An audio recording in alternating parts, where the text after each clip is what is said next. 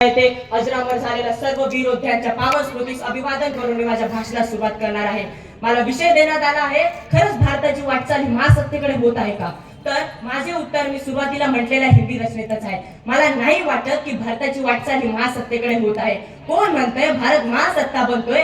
ज्या देशात आजही मोठ्या प्रमाणात आर्थिक विषमता आहे, जिथे बेरोजगारीने तरुण आत्महत्या गुन्हेगारीच्या दिशेने वळत आहे, जिथे तलाठी परीक्षेत फक्त 4,000 जागांसाठी 15 लाख मुले फॉर्म भरतात, चतुर्थ श्रेणी कर्मचारी होण्यासाठी डॉक्टर, इंजिनियर, पदव्युत्तर शिक्षण घेतलेले विद्यार्थी सुद्धा फॉर्म भरताय, तो देश कसा बनेल महासत्ता हेच मला कळत नाही.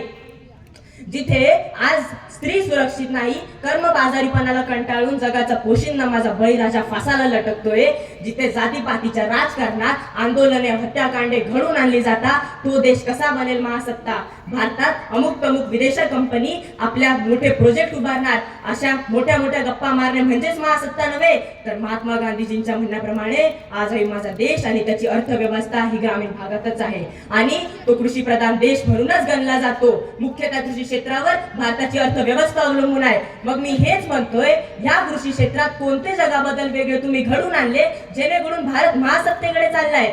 पिकाला भाव मिळत नाही म्हणून शेतकरी रस्त्यावर आंदोलनासाठी उतरलाय. इकडून तिकडून त्या कांद्याला भाव मिळाला होता, तर निर्यात बंदी केली, दावे केले जातात सुजलाम सुफलाम भारताचे. जगाच्या देशावर भारत हा विकसित होणाऱ्या देशांमध्ये गणला जातो, परंतु जागतिक स्तरावर जीडीपी म्हणजे ग्रॉस डोमेस्टिक प्रोडक्टच्या रेटवरून त्या देशाच्या आर्थिक व्यवस्थेचा अभ्यास केला जातो आणि करंट इकॉनॉमिक रिपोर्ट नुसार भारताचा जीडीपी दर हा 60% असून हा जगात सर्वात जास्त आहे. पण प्रत्यक्ष जीडीपी मात्र $4 ट्रिलियन आहे, जो की अमेरिका $23.3 ट्रिलियन आणि चायना $17.7 ट्रिलियन तुलनेत खूप कमी आहे.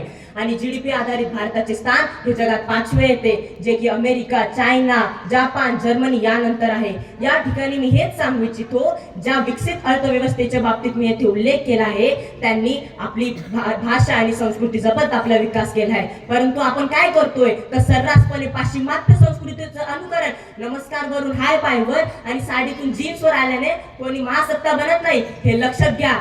केवळ मोठे मोठे शिल्प उभारून जागतिक विक्रम मोडीत काढणे म्हणजे स्वतःला महासत्ता म्हणून घेणे नव्हे, तर त्या देशाचे उज्ज्वल भविष्य ज्यांच्यावर अवलंबून आहे, त्या विद्यार्थ्यांना जागतिक दर्जाचे शिक्षण देऊन भविष्याच्या आव्हानांसाठी तयार करणे म्हणजे महासत्तेकडे वाटचाल होय. कारण जागतिक स्तरावर विद्यार्थ्यांची मूल्यमापन प्रक्रिया म्हणजे पिसा. सदर परीक्षेत 2009 मध्ये भारतातील काही शाळा सहभागी झाल्या होत्या आणि त्या परीक्षेत 74 देशांपैकी भारत 73व्या स्थानी होता आणि या लाजिरवाण्या पराभवानंतर भारताने आपला समावेश त्या परीक्षेत करूनच घेतला नाही.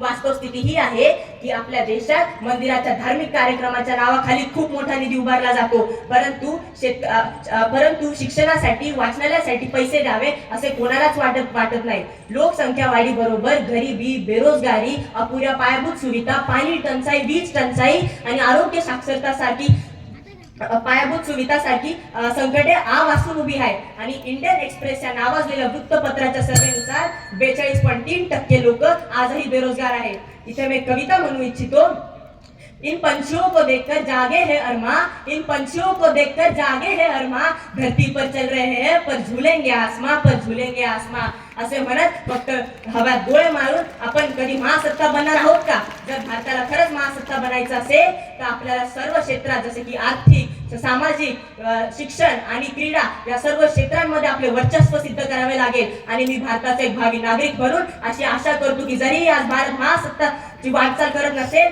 तरी तो पुढील वर्षांमध्ये महासत्ता बनेल हीच सदिच्छा. धन्यवाद. जय जिजाऊ, जय शिवराय.